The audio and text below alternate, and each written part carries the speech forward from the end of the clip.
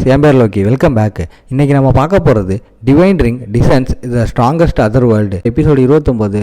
Episode 28 miss பண்ணவங்களுக்கான link கீழே டிஸ்கிரிப்ஷனில் இருக்குது, அதை யூஸ் பண்ணிக்கோங்க.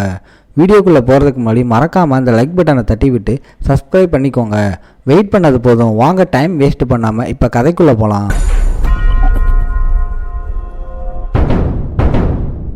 எபிசோட ஸ்டார்டிங்லேயே ஹீரோ அலையன்ஸ் இப்போ இருக்கிறதுலே ஸ்ட்ராங்கான புது ஹீரோஸை தேடிக்கிட்டு இருக்காங்க.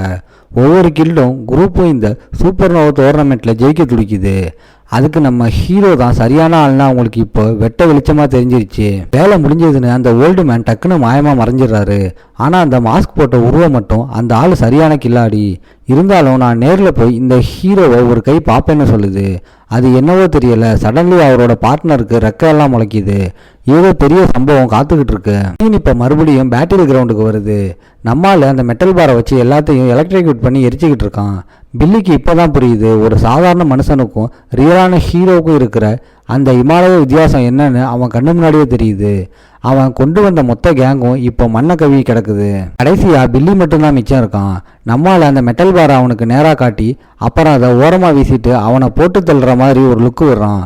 இங்கேருந்து ஓடி போயிடு, இனிமே உன் மூஞ்சியை என் கண்ணு முன்னாடி காட்டாதேன்னு மிரட்ட பில்லி ஒரு செகண்டு கூட நிற்காம அங்கேருந்து ஓட்ட முடிக்கிறான். மினா பதட்டமாக ஓடி வந்து நம்ம ஆளு நீ ஓகேவான்னு கேட்குறா. மினா கிட்ட நம்ம ஆளு நீ முன்னாடியே வார்ன் பண்ணதுக்கு ரொம்ப தேங்க்ஸ்ன்னு சொல்லிட்டு கிளம்புறான். இந்த மாஸ் ஃபைட்டை வேடிக்கை பார்த்த மற்ற ஸ்டூடெண்ட்ஸ் எல்லாம் இப்போ நம்ம ஹீரோவோட ஃபேன்ஸாக மாறிட்டாங்க. எங்கள் டீமில் சேர்ந்துக்கோங்கன்னு எல்லாரும் நம்ம ஹீரோவை கேட்குறாங்க. நம்மால் எதையும் காதில் வாங்காமல் எல்லாரும் வீட்டுக்கு கிளம்புங்கன்னு சொல்லிட்டு தன்னோட சிஸ்டரை கூட்டிகிட்டு போகிறான். நடந்து போகும்போது கரீனா, பிரதர் நீ நிஜமாவே ரொம்ப ஸ்ட்ராங் ஆகிட்ட, உன் கிளாஸ்மேட்ஸ் எல்லாம் உன்னை பார்த்து பொறாமப்படுறாங்கன்னு சொல்கிறா. நம்மால் ரொம்ப மெச்சூர்டா, இதில் நல்லதும் இருக்குது கெட்டதும் இருக்குது, அதிக கவனம் கிடைச்சா தேவையற்ற பிரச்சனைகள்லாம் வரும்னு சொல்லிட்டு அந்த ஸ்வீட் நியூஸை சொல்கிறான். நாம் டெஸ்ட்டில் வின் பண்ணதால் 10 மில்லியன் போனஸும் ஒரு மேன்ஷனும் கிடைக்க போகுது. இதை கேட்டதும் அவள் ஷாக் ஆகி நீ சீரியஸாக சொல்கிறியான்னு கேட்குறா. நம்மளால சொல்கிறான், நான் ஸ்கூல் ஹீரோஸ் அசோசியேஷன் பிரசிடென்ட் பற்றி தான் பேசுகிறேன். அப்பார்ட்மெண்ட்டில் எலிவேட்டர் இருந்தால் நீ டெய்லி பண்ணுற மாதிரி படியேற தேவையில்லை. அப்புறம் அவள் சொல்கிறா, நீ எனக்காக செஞ்சதுக்கெல்லாம் தேங்க்ஸ்ன்னு சொல்கிறா. நம்மளால சிரிச்சுக்கிட்டு நீ என்னோட சிஸ்டர், உன்னை பார்த்துக்க வேண்டியது என்னோட பொறுப்பு, அதனால் அதுக்கு தேங்க்ஸ் சொல்லிக்கிட்டே இருக்காத. சடன்லி யாரோ நம்ம ஆளை கூப்பிட்டு உனக்கு கொஞ்சம் நேரம் இருக்கான்னு கேட்குறாங்க. அது வேற யாரும் இல்லை, சுசுக்கி தான். அவர் சூப்பர் நோவா டோர்னமெண்ட் பற்றி பேசணும்னு சொல்கிறாரு. அந்த ஆள் வர ரொம்ப நேரம் ஆயிடுச்சு. கொஞ்ச நேரம் கழிச்சு நம்ம ஆளோட வீட்டில் சுசுக்கி கேட்குறாரு, நீ இவ்வளோ நாளாக உன் சிஸ்டர் கூட இங்கே தான் வாழ்றியான்னு. அம்மாலும் ஆமான்னு சொல்கிறான். அப்பா அம்மா போனதுக்கப்புறம் என்னோட சிஸ்டர் கூட இங்கே தான் வாழ்கிறேன். ஆனால் படி ஏறுறது அவளுக்கு அவள் கால்னால ரொம்ப கஷ்டமாக இருக்குது. பேச்சை மாற்றி அவர் முன்னாடி சொன்ன மேன்ஷனில் எலிவேட்டர் இருக்கான்னு கேட்குறான். அந்த ஆளும் ஆமான்னு சொல்கிறாரு. அவர் இன்னைக்கு மூவிங் டேட்டை செக் பண்ண போனார். அப்படி இருந்தால் உடனே அங்கே போகிறது நல்லது, ஏன்னா அது முழுசாக எக்யூப் பண்ணப்பட்ட இடம். கவலைப்பட எதுவும் இல்லை. உடனே அவர் நம்ம ஆளுக்கிட்ட கேட்குறாரு, உன்னோட சிஸ்டர் காலுக்கு என்ன ஆச்சு? நம்மளால சொல்கிறான், அவள் ரொம்ப நாளைக்கு முன்னாடி ஒரு டார்க்னஸ் மான்ஸ்டரால் காயப்பட்டுட்டா. அந்த சம்பவத்தில் எங்கள் அப்பாவும் அம்மாவும் செத்துட்டாங்க. இதை கேட்ட அந்த ஆள், டார்க்னஸ் உண்மையிலே பல ஃபேமிலிஸுக்கு நிறைய பிரச்சனைகளை கொண்டு வந்துச்சுன்னு சொல்கிறாரு. ஆனால் அவர் ஒரு கோல்டன் எலிக்சர் ஆஃப் ரீபர்த் அடுத்த மாதம் ஆக்ஷனில் வரப்போகுதுன்னு சொல்கிறாரு. அதை வாங்கினா அவளோட கால் சரியாக வாய்ப்பு இருக்குது. அப்போ நம்மளும் ஹாப்பியாகி நீங்கள் சீரியஸாக சொல்கிறீங்களான்னு கேட்குறான். அப்போ சிஸ்டம் அப்பியர் ஆகி கோல்டன் எலிக்சர் ஒரு ரேரான லிக்விடு, இழந்த உடல் பாகங்களை மீட்டு கொண்டு வரலாம்னு சொல்லுது. ஹை லெவல் ஹீரோஸ் ஸ்பெஷல் பீஸ்ட்டை தோக்கடிக்கும் போது மட்டும்தான் எப்போதாவது கிடைக்கும். இந்த ஐட்டத்தை வாங்க குறைஞ்சது சி ரேங்க் ஹீரோவாக இருக்கணும். அதோட குறைஞ்சது 10 பில்லியன் தேவைப்படும். நம்மால் இதை கேட்டு ஷாக் ஆகுறான். சுசுக்கி சொல்கிறாரு, ஒவ்வொரு ஆக்ஷனுக்கும் ஸ்டேட்டஸ் பவரை வச்சு ஸ்ட்ரிக்டான என்ட்ரி ரெக்யூர்மெண்ட் இருக்குது. சூப்பர் நோவா டோர்னமெண்ட்டில் டாப் 3ல் வந்தால் நீ ரேங்க் சி அடையலாம். ஆனால் காசை பற்றி ஹீரோஸ் அசோசியேஷன் பிரசிடெண்ட்டாக இருந்தும் நான் அந்த மாதிரி சப்போர்ட் பண்ண முடியாது, ஏன்னா அது சாதாரண 10 மில்லியன் என் ப்ரைஸை விட ரொம்ப அதிகம். சுச்சுவேஷனை பார்த்து நம்மால் நான் இந்த ஐட்டத்தை விட முடியாதுன்னு நினைக்கிறான். ஒரே மாதத்தில் 10 பில்லியன் என் எப்படி வாங்குறதுன்னு யோசிக்கிறான். அப்புறம் நம்ம ஆளுக்கு அந்த வேர்ல்டுல இருந்து போசன்ஸ் ஞாபகம் வருது. ஏன்னா நம்ம ஆளு யூனிவர்ஸில் இருக்கிற கேப்சியூல்ஸை விட அந்த போசன்ஸ் எஃபெக்டில் ரொம்ப சூப்பர். அந்த வேர்ல்டு போசன்ஸை ரீப்ரொடியூஸ் பண்ண முடிஞ்சால் அந்த காசை சம்பாதிக்கலாம். அதுவும் ஒரே மாசத்துல. எக்ஸ்பிரஷனோட பார்த்த சுசுகி என்ன நடக்குதுன்னு கேட்குறாரு. நம்மளால ஒன்றும் இல்லைன்னு சொல்கிறான். டோர்னமெண்ட்டில் டாப் 3ல வந்தால் ரேங்க் சி கிடைக்குமான்னு கேட்குறான். அந்த ஆள் ஆமான்னு சொல்கிறாரு. அது ஒரு பெரிய ஈவெண்ட், நிறைய கவனத்தை இருக்கும். ஃபீல்டு ஃபேக்ஷன்ஸ் அவரோட ஹீரோஸ் அலையன்ஸ் உட்பட அவங்க ஸ்கில்லான புது ஹீரோஸ் அனுப்புவாங்க. நல்லா பர்ஃபார்மன்ஸ் பண்ணுறது டஞ்சன் ரிசோர்ஸ் அசோசியேஷனில் இன்னும் செல்வாக்கு கொடுக்கும். டைம் வேஸ்ட் பண்ணாமல் நம்மால் என்ன இந்த ஈவெண்ட்டில் போடுங்கன்னு கேட்குறான். சுசுகி கேட்குறாரு, நீ சீரியஸாக இருக்கியான்னு. ஒரு ஹை ஸ்கூல் ஸ்டூடெண்ட்டுக்கு இது சாதாரண விஷயம் இல்லை, டேஞ்சராக இருக்கும். நம்மால் அந்த ஆளை ஒரு துணி மாதிரி இழுத்துட்டு போய் நான் ரெடின்னு சொல்லிட்டு எங்கே சைன் பண்ணணும்னு கேட்குறான். பாவம் அந்த ஆள் அது ஹீரோஸ் அலையன்ஸ் ஹெட் குவார்ட்டர்ஸில் இருக்குன்னு சொல்கிறாரு. அதனால் அவர் ஒரு காரை அரேஞ்ச் பண்ணுவார். அவசரப்பட தேவையில்லை. இந்த பக்கம் நம்ம ஆளோட சிஸ்டர் தூரத்துலேருந்து பார்த்து என்ன நடந்துச்சுன்னு தெரிஞ்சுக்க விரும்புகிறா.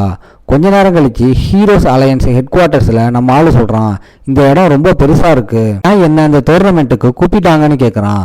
அவர் சொல்கிறாரு, இது ஒரு மியூச்சுவல் பெனிஃபிட் விஷயம். ஹீரோஸ் அசோசியேஷன் பிரசிடெண்ட்டாக நான் இன்னும் ரிசல்ட் கொடுக்க ப்ரெஷரில் இருக்கேன். நான் ஒரு ப்ராமிசிங்கான டேலண்ட் கண்டுபிடிச்சி 1 வருஷம் ஆகிடுச்சு. வெளியே இருக்கிற பெரிய கில்டு எல்லாம் இப்போ இருக்கிற யங் டேலண்ட்ஸை மட்டும்தான் குறி வைக்கிறாங்க. இதை கேட்டு நம்மால் ஓ அதான் எல்லாருக்கும் என் மேலே இவ்வளவு கண்ணான்னு புரிஞ்சுக்கிறான். எது எப்படியோ என்னை நம்பி சான்ஸ் கொடுத்தவங்கள நான் ஏமாற்ற மாட்டேன்னு சொல்கிறான். இப்போது அங்கே இருக்கிற ஒரு பொண்ணு ஒரு ஷாக்கிங் நியூஸை சொல்கிறா. நம்மால் இப்போதைக்கு சூப்பர் நோவா டோர்னமெண்ட்டில் கலந்துக்க முடியாதான். இதை கேட்டு சுசுகி ஷாக் ஆகுறாரு. 3 இடத்துல ஒரு இடம் காலியாக தானே இருக்குன்னு அவர் கேட்க, அந்த பொண்ணு இடம் இருக்குது சார், ஆனால் பையனுக்கு தேவையான ரெக்கார்ட்ஸ் இல்லைன்னு சொல்கிறா. டோர்னமெண்ட்டில் நுழையணும்னா குறைஞ்சது 2 பப்ளிக் டஞ்சன்ஸில் டாப் 3 ரேங்க் வாங்கியிருக்கணும். நம்ம ஆளோட ஹிஸ்ட்ரியை செக் பண்ணி பார்த்தா நம்ம ஆள் இது வரைக்கும் ஒரே ஒரு டஞ்சனில் மட்டும்தான் கலந்துக்கிட்டு இருக்கான். ஐயோ நான் இதை கவனிக்காமல் விட்டுட்டேன்னு சுசுகி வருத்தப்படுறாரு. நம்மால் இந்த பப்ளிக் டஞ்சன்ஸ்னா என்ன, இந்த ரேங்க் சிஸ்டம் எப்படி வேலை செய்யுதுன்னு டீட்டெயில் கேட்குறான். அந்த ஆள் சொல்கிறான், இப்போ டோர்னமெண்ட்டில் நுழைய வழி இல்லை. 6 பப்ளிக் டஞ்சன்ஸ் இருக்குது, 3 rank C, 2 rank D, 1 rank B. அதுதான் ரொம்ப காம்ப்ளிகேட் ஆனது. டோர்னமெண்ட்டுக்கு குவாலிஃபை ஆக அவனும் அவன் குரூப்பும் குறைஞ்சது 3ல் 1ல் பிளேஸ்மெண்ட் செக்யூர் பண்ணணும். ஆனால் நிறைய காம்படிட்டர்ஸ் குவாலிஃபை ஆக நினைக்கிறாங்க. அதனால் இந்த 6 டஞ்சன்ஸ்லேயும் காம்படிஷன் இன்டென்ஸாக இருக்கும். ப்ளஸ் 1 வாரத்துக்கும் குறைவாக தான் டைம் இருக்குது. இருந்தாலும் நம்மால் அதை கண்டுக்காமல் பரவாயில்லை, ஈவெண்ட்டுக்கு முன்னாடி குறைஞ்சது 2 பப்ளிக் டஞ்சன்ஸில் டாப் 3ல் பிளேஸ்மெண்ட் செக்யூர் பண்ணுவேன்னு சொல்கிறான். அதே சமயம் சுசுகி நீ சீரியஸாக இருக்கியான்னு கேட்குறாரு. அந்த பொண்ணு சொல்கிறா, அதை அடைய வழி இல்லை. அப்புறம் நம்மால் நான் இப்போவே கிளம்புறேன், நீங்கள் அந்த கடைசி ஸ்பாட்டை எனக்காக ஓப்பனாக வச்சா போதும்னு சொல்கிறான். இப்போ இருக்க சுச்சுவேஷனில் நம்மால் உடனே அந்த வேர்ல்டுக்கு போகணும்னு நினைக்கிறான். அங்கேருந்து போஷன் ஃபார்முலாஸை வாங்கி திரும்பி வர்றதுக்கு முன்னாடி லெவல் 15க்கு போவான். கொஞ்ச நேரத்துக்கு அப்புறம் நம்மால் அந்த வேர்ல்டுக்கு போயிட்டான். சிஸ்டம் அப்பியர் ஆகி இன்ஸ்டபிலிட்டியால் நீ இந்த வேர்ல்டில் 3 நாளைக்கு மேலே இருக்க முடியாதுன்னு சொல்லுது. அதையும் மீறி அங்கே இருந்தால் ரியல் வேர்ல்டுக்கு திரும்ப போக முடியாமல் போயிடும். அதனால் நம்மால் காண்டாகி சுச்சுவேஷன் இன்னும் காம்ப்ளிகேட் ஆக போகுதுன்னு சொல்கிறான். அடுத்த நாள் சாக்குரா எழுந்திரிச்சு அவளோட மாஸ்டருக்கு குட் மார்னிங் சொல்கிறா. அம்மாள் சொல்கிறான் ரொம்ப நாள் ஆயிடுச்சுன்னு. ஆனால் அவளுக்கு ஒன்றுமே புரியலை. ஏன்னா ஒரே ஒரு நைட்டு தான் ஆச்சு. எப்படியோ அவள் உடனே மேட்சுக்கு ரெடி ஆகுறா. கொஞ்ச நேரம் கழிச்சு 2 பேரும் சிட்டியில் நடந்து போகிறாங்க.